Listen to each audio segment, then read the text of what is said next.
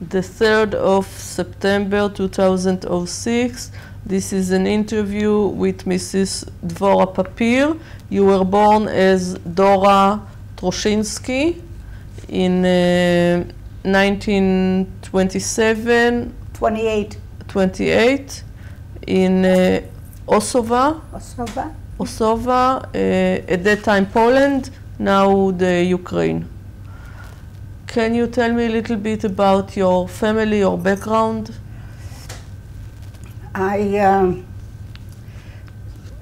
We lived in a small town. I don't know what village or town. It must have been there about 1,000 people. They were all Jewish people, no Gentile. The Gentiles were in the outskirts of the town? No outskirts. They were in other villages.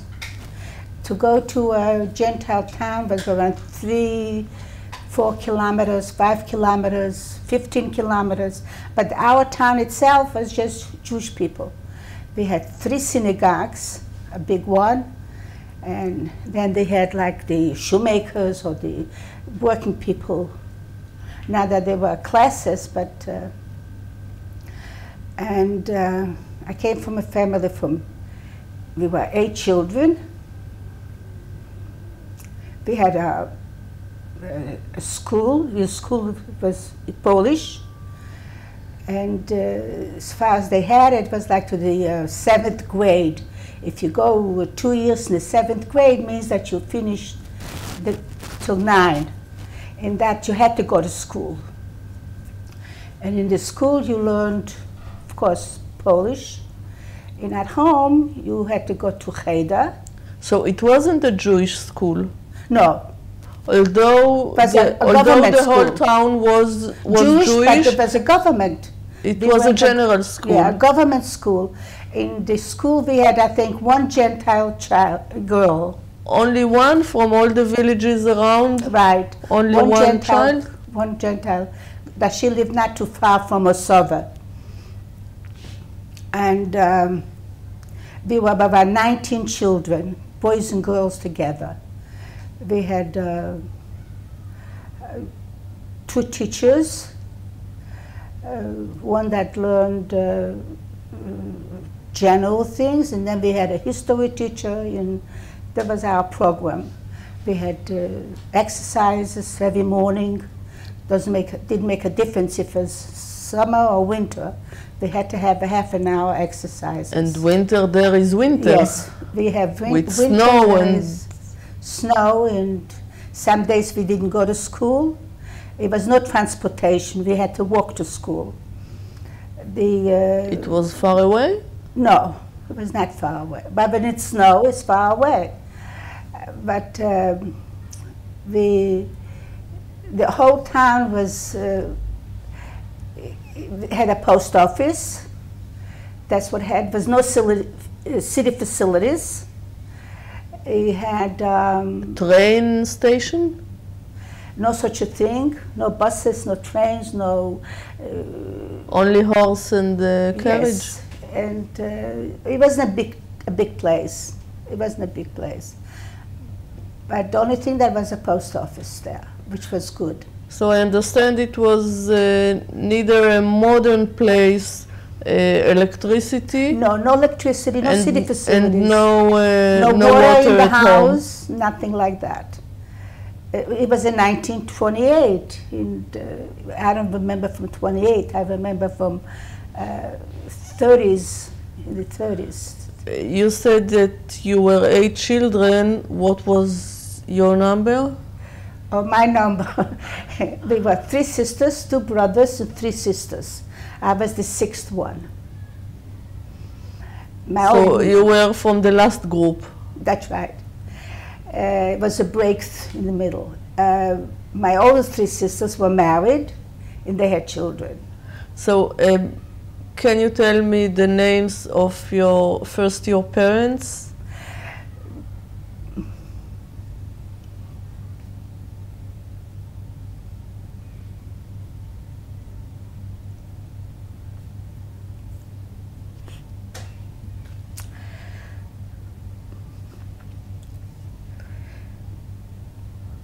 Okay, if it's too difficult, let's move on and later on.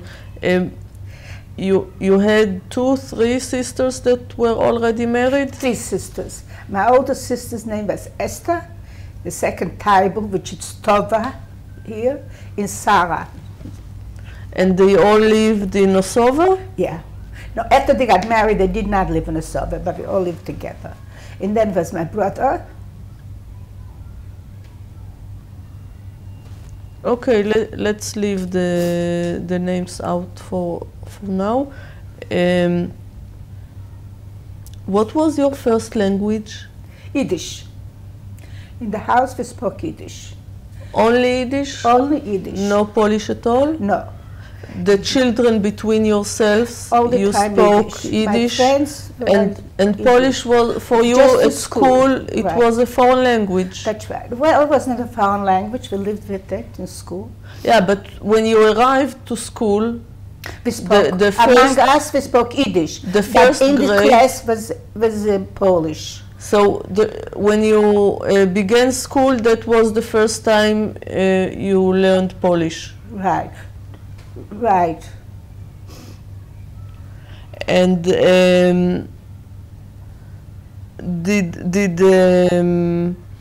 did your parents speak another language, maybe No. Ukraine or Russian or? No, Polish. My father spoke Russian because when he was born, it was Russia at that time, and he was in the Russian army. So, so he spoke Russian. But Russia I learned afterwards. But at that time we spoke just Polish. And Your parents were born in Osova? no. I don't know where my parents were born. My father was born not too far from Osova. It was a little village that lived around 5 families. And he was born there. But my mother wasn't born there. And you knew your grandparents, No. your uncles, No. your aunts? I knew my uncles, but I didn't know my grandparents. They died before I was Before born. you were born. And your uncles and aunts, they were in Osova? No, just from my mother's side, my mother's sister lived in Osova, and from my father's side, my father's had a stepsister. You know what a stepsister is? Stepsister lived in Osova. You mean stepsister or half-sister? Half a sister. His father got married again? Yeah, my grandfather, when my father was born, his mother died. So my grandfather remarried, and he had 3 children with her. And that came from, the half-sister came from that woman. Do you know what brought your parents to Osova? If both of them weren't born? I don't know exactly, but I heard that they came from Russia. That was Pinsk. And Belarus. yeah, that's nice Belarus, but then it was, they had my father's parents or whatever it is had money, and they want to buy land, so they had to go to places where the land was sold to Jews, and that's why my grandfather wound up in this small town that he bought a lot of hundreds and hundreds of acres of land. And then after each child got married, he divided, he gave him like a nadan, each one. Nedunia. Yeah, so this is how they wind up in this village. That means that all your family was farmers? Yes. As far as I know, what I know of them. I don't know. And your parents also were farmers? They had fields? Yeah, we had fields. We had, but we also had a store, a general store that my sisters already managed it, but not in Osova, not too far from Osova. And Osove was just, say, a small town. There was a few stores that people owned. There was no factories. There was no big civilization there. We had a library that was run by a girl that you borrowed the books. It's not that you have to pay for them or anything like that. You borrowed, you read them, you returned them. In Yiddish or Polish? In Yiddish and in Polish. Some in Hebrew, whoever knew how to read Hebrew. We had some people that, teachers that used to come to our house to teach my brothers. But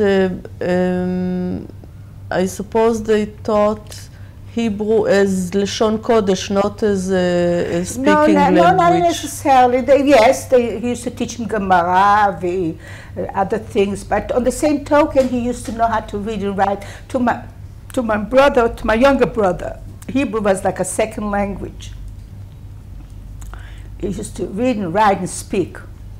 And it was groups that they got together and they used to converse. I suppose you also knew how to read and write because you learned Yiddish. Yes, so the letters are the same. I had to go to Cheder. Every day?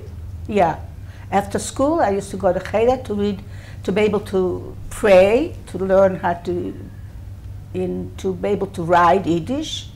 Did you understand any of what you prayed? Or no, you only knew how to read it? Right.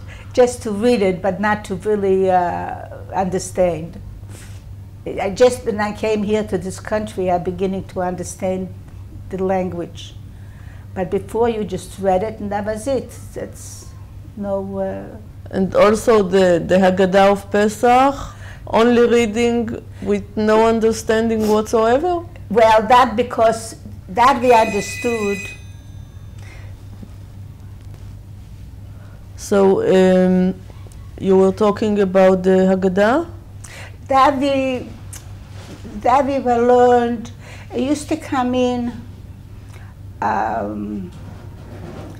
into school, the rabbi from the city, and he sort of taught us history, the Jewish history. And then that was explained to us that it's what's about the Haggadah. What holiday did you like best at home? Beg your pardon? What holiday did you like best at home? I liked them all. We had, to us, a holiday was a holiday. It was beautiful because we celebrated every one of them. But, you know, every child prefers something else, maybe Rosh Hashanah, maybe Sukkot, maybe Hanukkah or Pesach. Well, I couldn't really tell that I liked one better than the other because even Purim we liked because we used to go out and perform the story of Esther. You know, actually we get a group of children and we used to play it out. It used to go from house to house and we used to play it out. And did you have costumes? Yes, of course. Besides from the Megillah? Right. Costumes like, I don't know... Esther's costume and Mordechai's costume and we used to make it. And besides the Megillah? The costumes were only connected to the Megillah? Yeah, only to the Megillah, nothing like... we used to go in a group, we used to play out the whole Megillah. And you used to be Esther? Participate, but yeah. As sometimes I used to be Esther. Sometimes even as Vashti? Yeah, sometimes used to be other children. Everybody wanted to participate in it. We had a group, and we had one, in fact he lived in the United States, but he already is gone. He used to have a very good call, a very good voice. He used to sing it out to the detail, to every little thing, like a chazan. But I understand that every girl wanted to be Esther, but who wanted to be Vashti? Well, we just divided. Every year somebody took. We have all just 19 children in our age group. So whoever wanted to participate, not everybody was going to. And before Rosh Hashanah and Pesach, you used to get new clothes, new shoes? Of course. That's why we liked it so much. Because it was fashions. And we had to, new shoes and new dresses. And your economic situation at that time was okay? According to the circumstances. Because new shoes and new clothes for 8 children, it's not so simple. Well, it was not 8 children because they were already grown, my sisters. So when you were born, your sisters were still at home, and when you were a child, they were already married? No, my sisters, I remember my sister got married when I was already 8, 9 years old. So when she was older, you don't leave the house. You stay in the house until you get married. When my sister... That was the oldest one? Yeah. That got married when you were 8 or 9? Yes.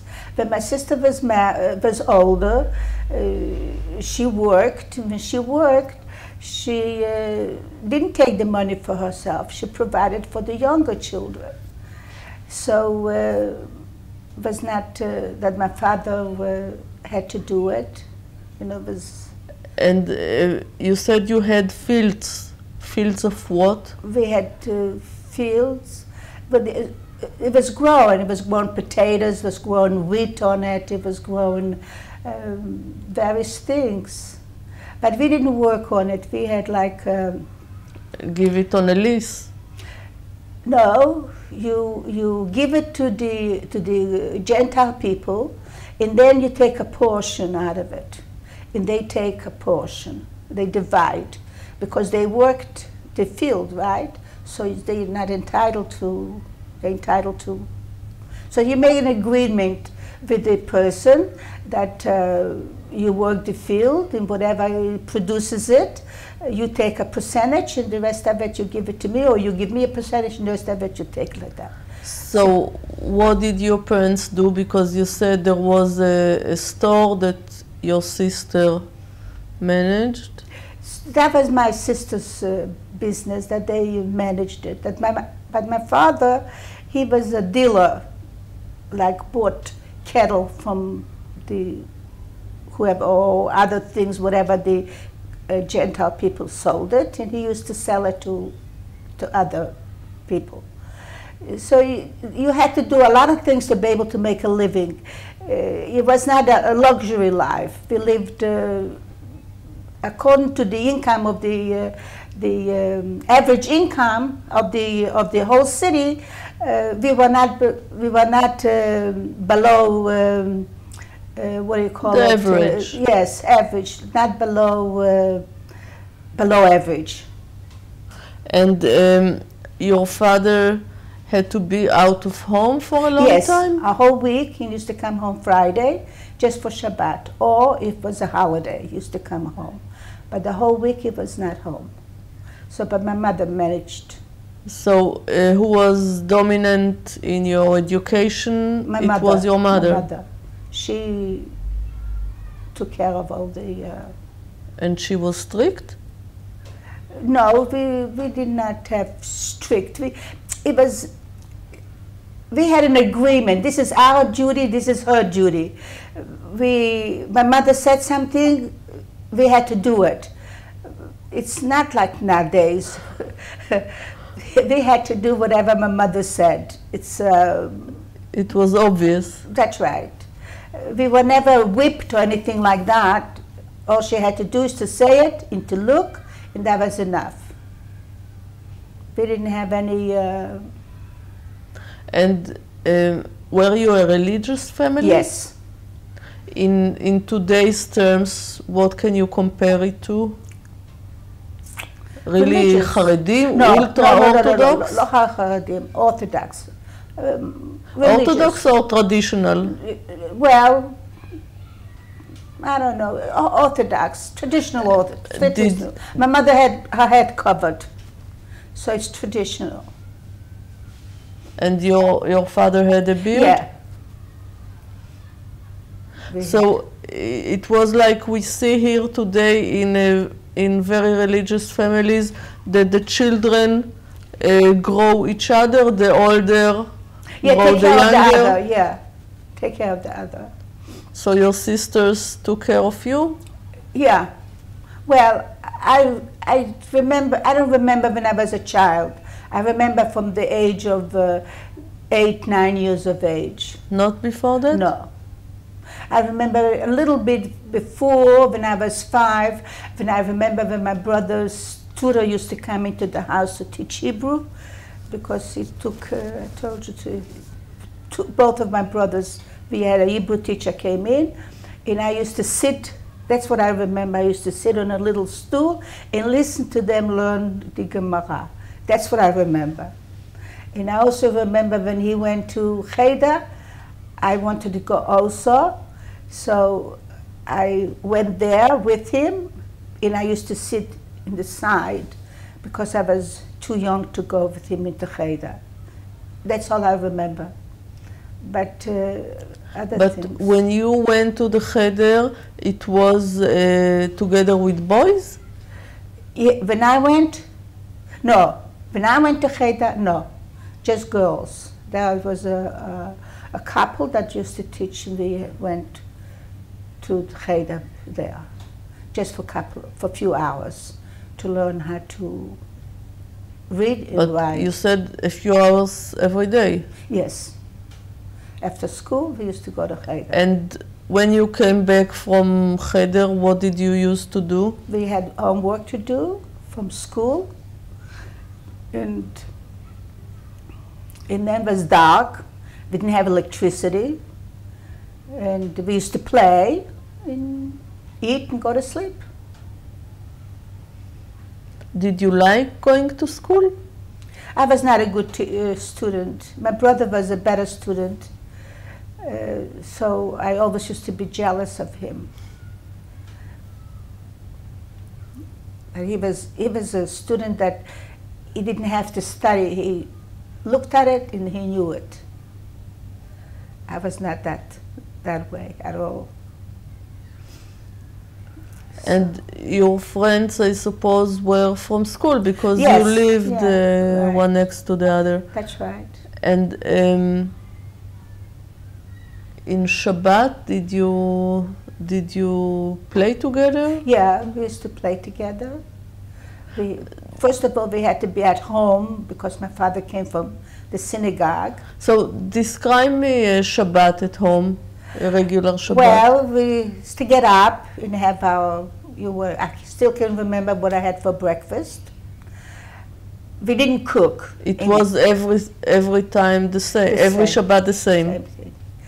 We didn't cook. We didn't have any hot plates like we have it now. So we had an oven. And in the oven, used to put in like milk in the chunt and whatever my mother made. In the oven, close it. Friday, she used to put it in. And Saturday morning, she used to take out the milk. And it used to be nice and brown. And we used to have a glass of milk with some pastry. What was brown? The milk? It was very delicious. I can still taste it. And with pastries that my mother baked on Friday.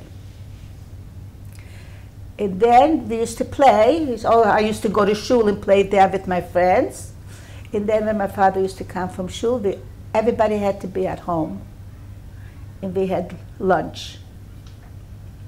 And then after lunch... And lunch was chunt every Shabbat, yeah, summer or winter? Yeah, because we didn't have anything to eat because we couldn't, that's the only way. And no refrigeration. And did you have Goy Shel Shabbat? What do you mean Goy Shel Shabbat?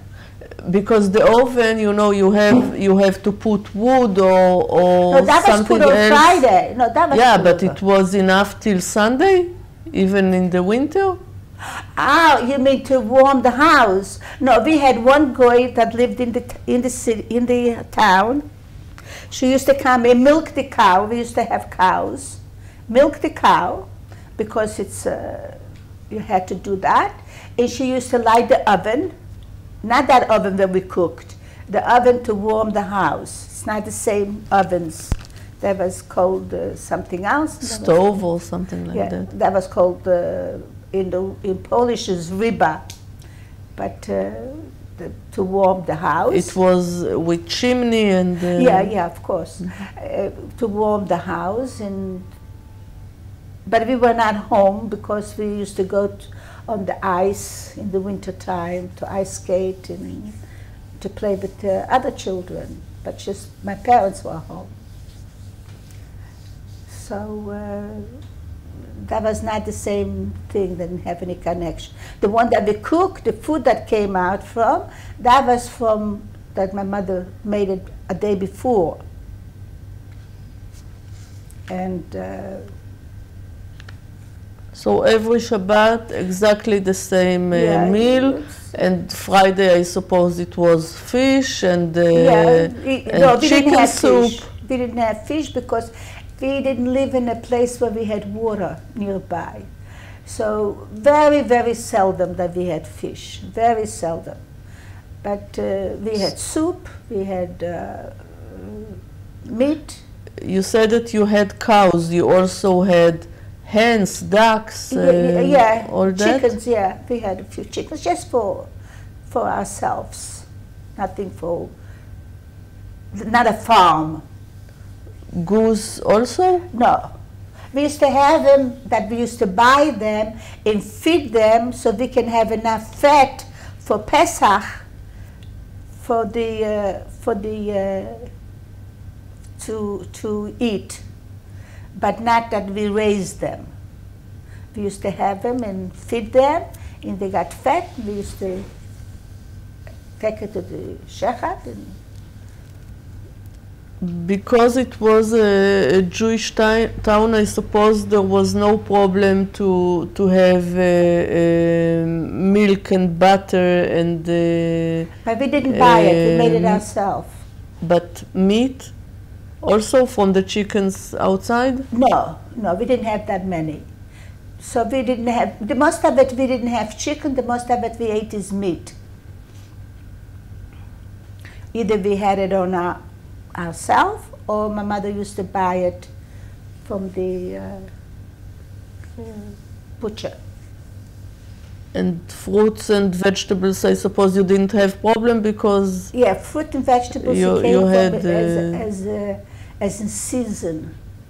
Which season it was, we had enough. But to store them, we didn't have it. So your mother used to make jams and compote and all that in like season. That for the winter, so we can have it with bread for sandwiches when we went to school. And your mother also used to bake the bread at home? We used to bake our own bread for the whole week. We didn't have a store to buy. Later on, when the Russian came in, that was a different story. But otherwise, we used to bake our own bread. So your mother worked quite hard at home, right. Doing everything by herself with 8 children, and that your father most of the time is away. That's right. We didn't have any help. It was not an easy life. It was a very difficult, very hard life. And as children, I suppose you had to Everybody help. helped. Even the boys? Yes, of course. They used to bring the wood in to light it, and they used to milk the cows sometimes, and bring water. Bring water into the house. You had to bring it from the well. Bring it in and take it out. The dirty water had to be put out, and the clean water had to be brought in. And it was not an easy life. It was a very difficult life. And I suppose that having a bath was we had to maybe once a week. Yes. In the winter, maybe maybe not even that. Once a week. Every time before Shabbat. You had to have a bath. It doesn't make a difference if it's cold or if it's hot. So we used to have Is to warm the water up. To warm the water up, you had to light the stove. To light the stove and bring the water and put it on, light it and bring it. It was not easy. And I suppose that since you were one of the youngest children, maybe when you had your bath, the water was already cold. Of course. We used to take a bath like 2 children at a time. So it wasn't very easy. We didn't have a big house. We just had 2 bedrooms and a living room, which the living room was a living room and a dining room, and then a big kitchen.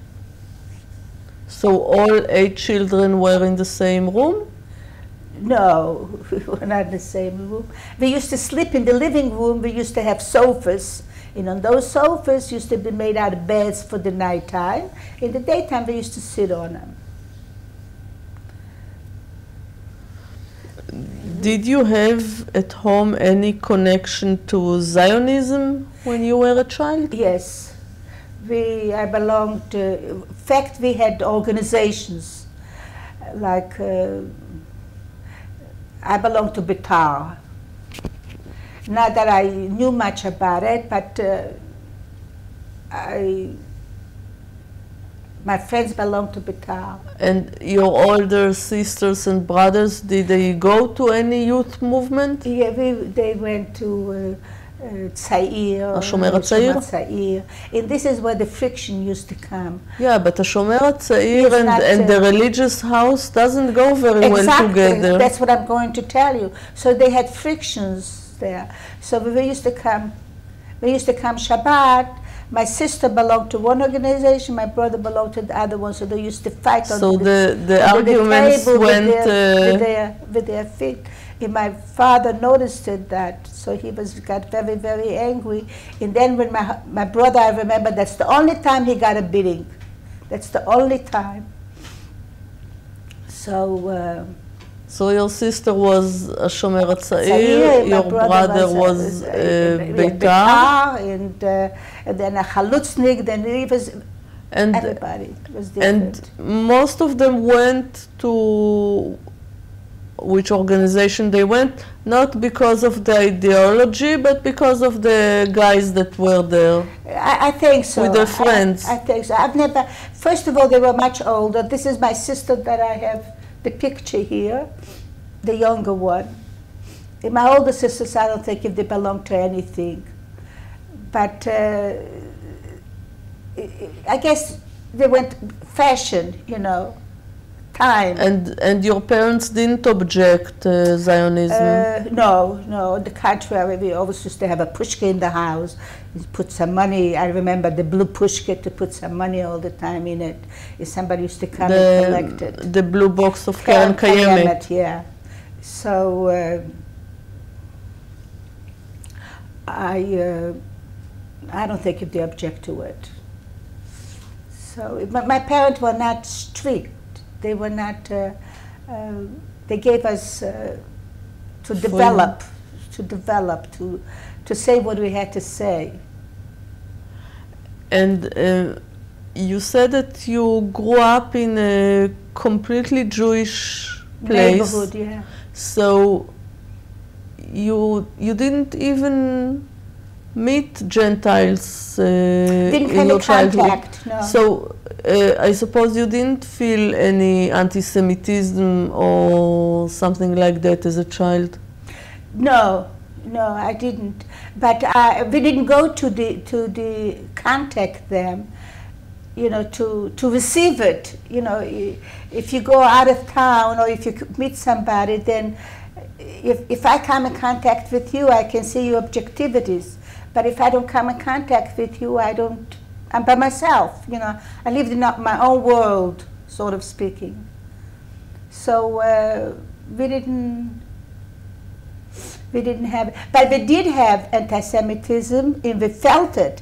It was after the President Pilsudski died, and we had we had they're supposed to build a school in our town in higher grades. So we had a mayor. I remember that I went to the meeting. They had like a rally, you know, like a demonstration. So we went to listen what he had to say, and he spoke that the school will not be built in our town, will be built in a Christian town, which was around 3 kilometers from us. And of course we had a post office, and he says that the post office is going to be taken away from us and put there also. And he says that the streets, the path, not streets, it's a path. The path to the Jewish city will be grown with grass. So that means, you know, then I felt that this anti-Semitism. Did you feel somehow Polish, you know, did you have Polish patriotism? No. On, how you call it, Czechomaya? Yeah. To go with the Polish flag or something like that? No, it belonged to me. You were only Jewish? Right. We were removed. That belongs to them. And I guess the people maybe in the city that they are intermingled with them, so they felt they had a different feeling, that which I lived sort of like ghettos, if you want to call it, because it's not. It's separate, I would say, not a ghetto, separate. Yeah, but it was a natural separation, not not artificial. No, yeah. So we didn't feel it. I don't think if anybody in town felt any connection with it. I suppose that you felt quite safe and secure in the town, so you could go wherever you wanted and go around maybe to the fields, or as you said in the winter, to ice skate or anything else. Yeah, but that was in the town. I don't think if I would want to go into, well, if I would go to the village, to another village, they wouldn't bother me, you know. But incidents did happen, but very, very seldom, very, very seldom. So the Jewish people, I think, I know, I felt, not that I would go, but, you know, I felt free. You were an independent child that goes away without a problem, or usually stays at home, close to? Yeah, close to the house. We were not allowed to go. I didn't have any business to go.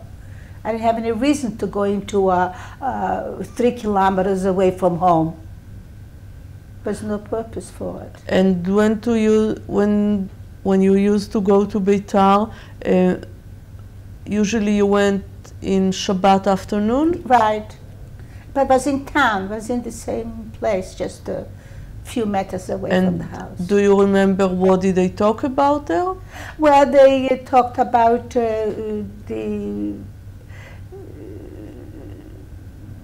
no, I don't, very little I remember, but they talked about organizing and being together, and what Beitar, the meaning of Beitar, that it's like a fighting organization. And you didn't wear the brown uniform? No, we did. Beitar doesn't have a brown uniform.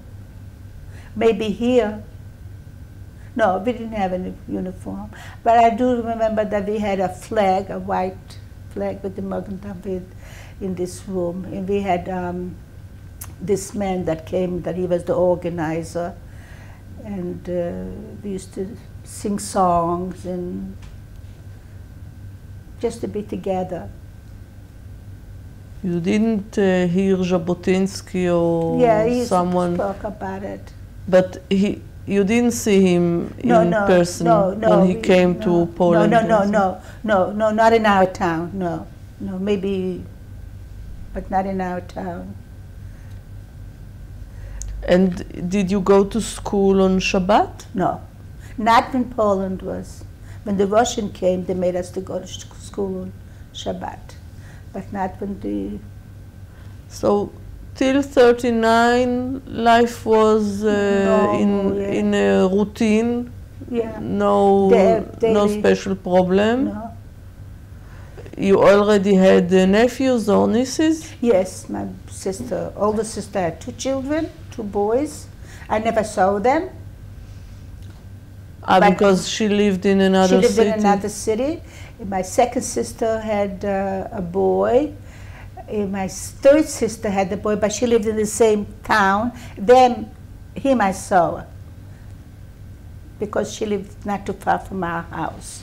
And the weddings at that time, they weren't such a big deal as today. No, but they had weddings, also chuppah and... yeah, but it wasn't such a festival. Because we didn't have it, we don't have the facilities. You made a wedding, you invited people to your house.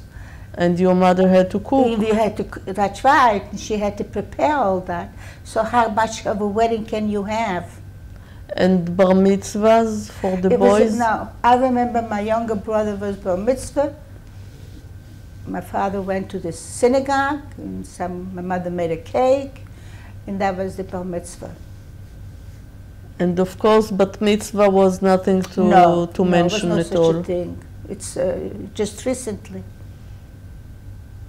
Also here in this country, just recently, the bat mitzvah. So till 39, we said it was a routine, and then the war broke out. Right. Do you remember it? And then the Russian came in. They divided Poland in half, and then the Russian came in. And when the Russian came in, then everything was, all the stores were confiscated. We couldn't bake our own bread. We had to stay in line to get our bread, our loaf of bread. And you couldn't buy flour? No. Couldn't be stores. The stores were confiscated. They were closed. And it became sort of like people that, like my uncle in this village that he lived there, he had a lot of land that his father left him, and a lot of cows and farm and all that, and they were planning to send him to Siberia. Sure, he was right, and they did, from Warsaw, they did send the family to Siberia. And your family, you also had fields and lands. No, but not. You weren't bourgeois? No, they were not considered bourgeois. They were considered middle class. And they sent them to Siberia, which was good for them. They returned, and the whole family complete. And they sent him in 39 or later in 40, 41? 39, 40. It took some time till they decided, by around 40. Lucky for them. They didn't think so at that time, and we didn't think so at that time, but they were very lucky.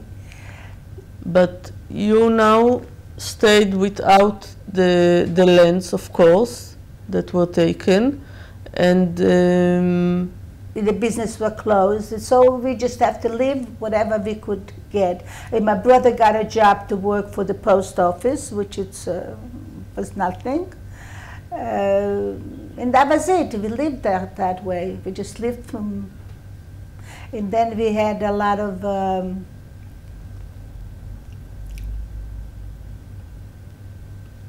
whatever we had saved, we used it up. Reserve food, and you had to stay in line for everything. You wanted a dress, you have to stay in line. If they liked you, they gave you, you're lucky. You didn't have it, so you went without it. Nothing you could do about it. And of course, you didn't speak Russian, and now you had to go to school to study Russian all over again. So you were at that time 13? No, in 39 you were 11 years 11 old. years old. And instead of going to the 6th grade, you had to go again to the 5th grade, That's something right. like that? To go back to learn the language, and then we had to go. We had to go on Shabbat to school. So for a while the school was closed because the children didn't go there. It was a mess. And it wasn't Yiddish before, so now it became Yiddish or Russian, the language? The school? Yes. Russian. Only Russian? Only Russian. And then they taught there German. We had to take German, Russian, and Polish was not taught anymore.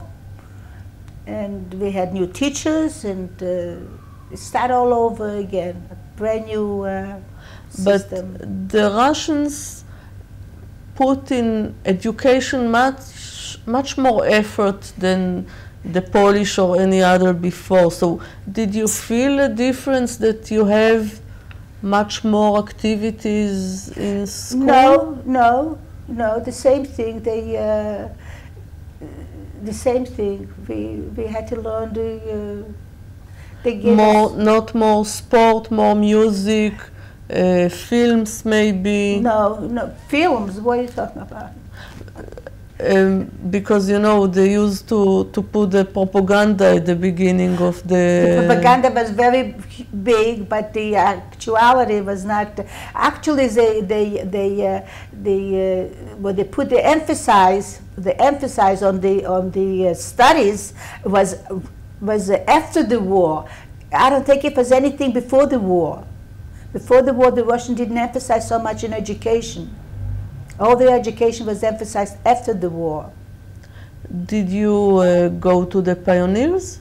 No. They took just good students called Samolsky organization.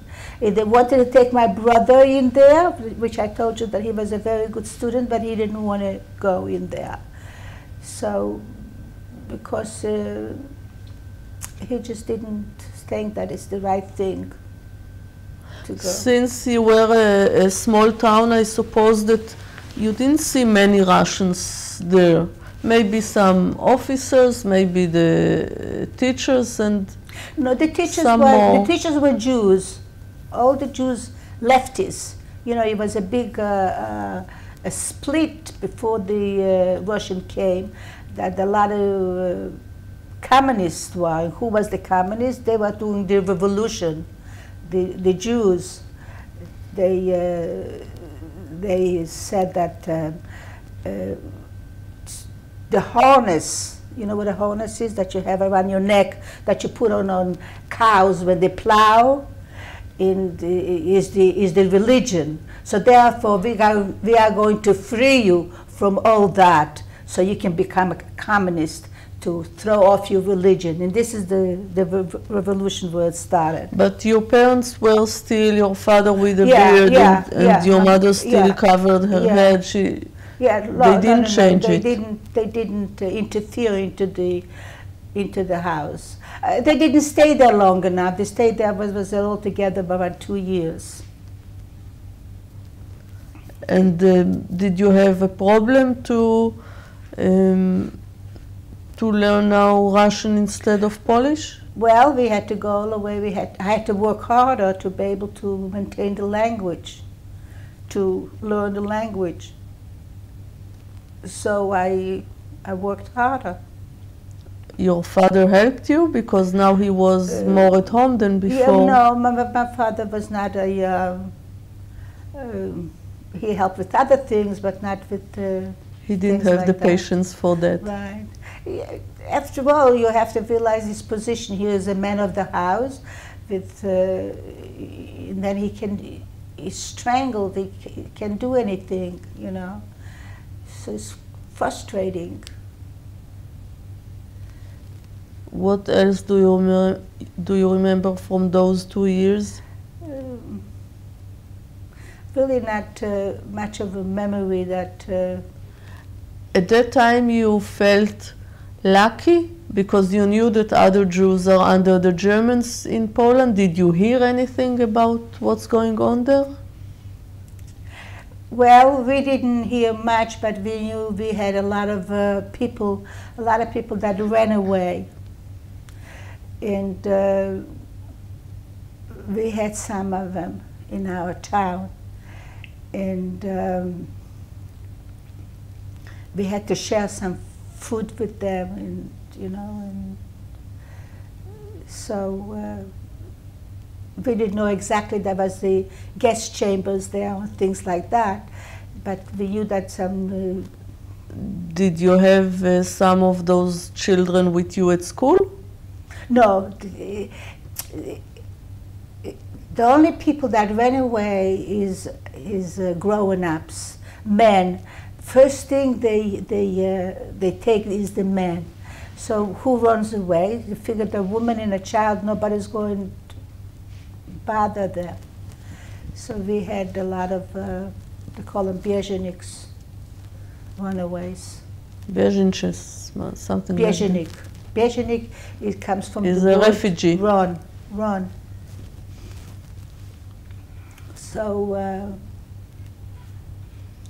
So we had to support them also.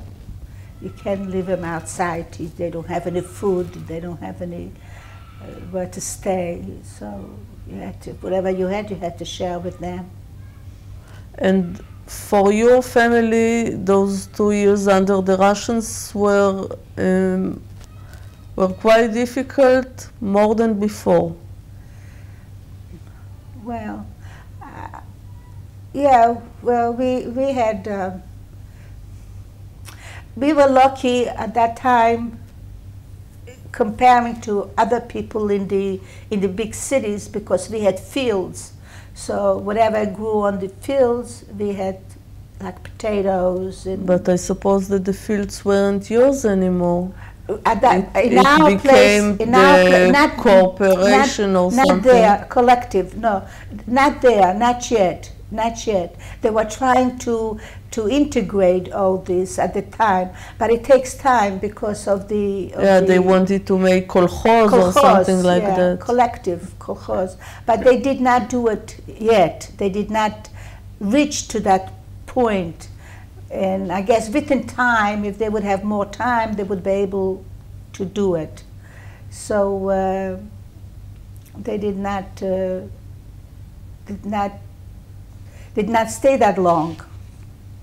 And then came the summer of 41. Then and out of the blue, the Germans came. And then from the beginning it wasn't too bad. They didn't do anything. But one time it was a terrible thing. Excuse me.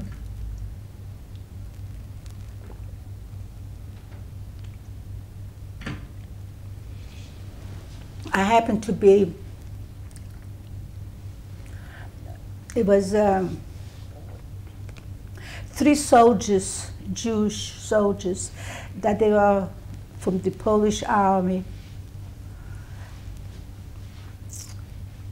that ran away, and then they came by. We offered them, not just us, but the whole town, offered them a change of clothes, and to throw away the rifles. He says, "Oh no, we go back to Poland, and the Germans will let us go." So they went to the Germans, and the Germans took them and they killed them.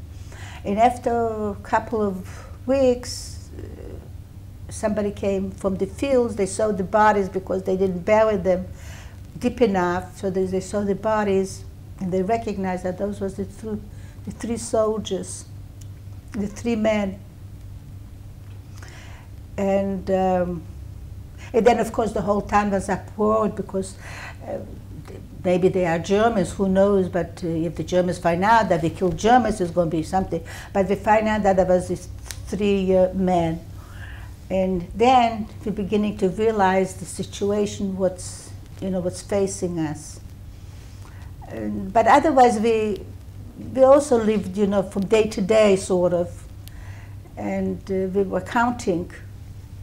You said that they were from the Polish army, not the Russian army? From the Russian army, but they were from the Polish, from Poland. They had in the town, they put in a Ukrainian police, and we had to support them. As little as we had to support them, to feed them.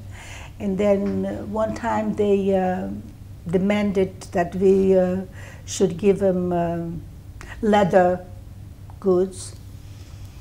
And then one time they demanded that we should give them gold, the Ukrainians. And it was getting, you know, like we were buying our lives. We were not in a ghetto. They did not make a ghetto, but they had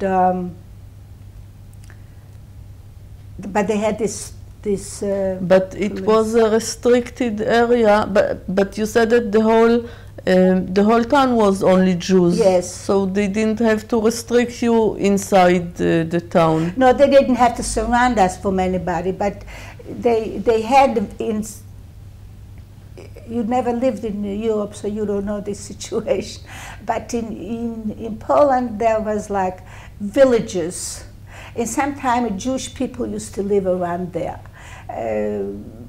They had like one family or three families of Jews live among Goyim. So those who lived outside the center of town, they had to come to live with the other Jews. Yeah, either they go to the ghettos or they go to this, or they find a place. So this family came to live with us. We knew them, but they were no relatives. They didn't have a place to go. So we gave them a room. They were a couple with a child, with a little boy, an elderly mother, in a refugee, a runaway from Poland. So there were about 3 grown-ups, 1, 2, 3, 4 grown-ups, in a little boy. So we gave him one room. They couldn't sleep all in one room, so they slept, you know, wherever we could. So. And you were at that time, your parents and 5 children. Right.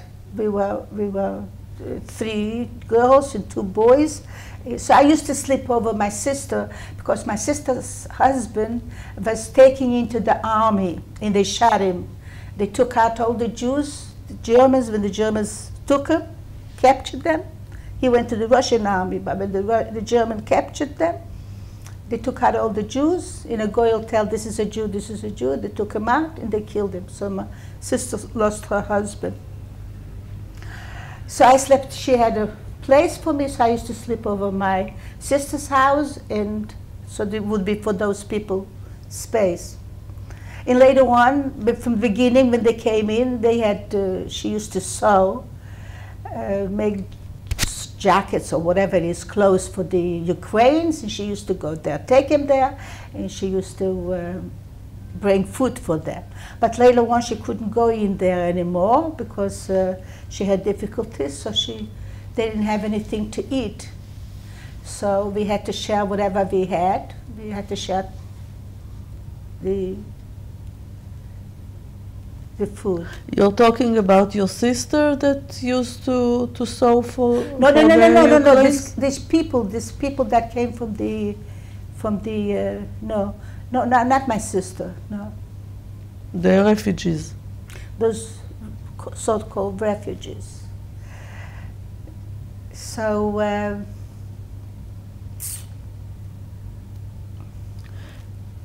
At the beginning, for you, the big change was that you didn't go to school anymore. Right. Of course. And you were 14 years old at that time. Did you have a high school in your town? No.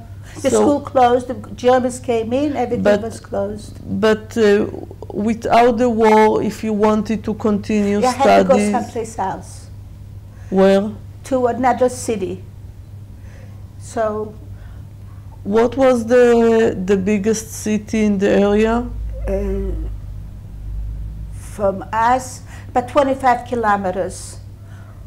Kolk, Stepan, there it was a high school. And then if you wanted to go someplace else to learn, you had to go to Rovno, which is farther. Rovno was they call it oblast or something like that. Rovno was the big city there. Yeah. They had 32,000 Jews that got killed there. They took them out in the shadow. At that time, you went never out of your town, not to Rovno, not to anywhere else? No, never. Didn't go out. We stayed in the town. So the transportation was not. The transportation was a horse and wagon, and if you go out, you don't know what's going to happen on the way. So actually, you're staying, home.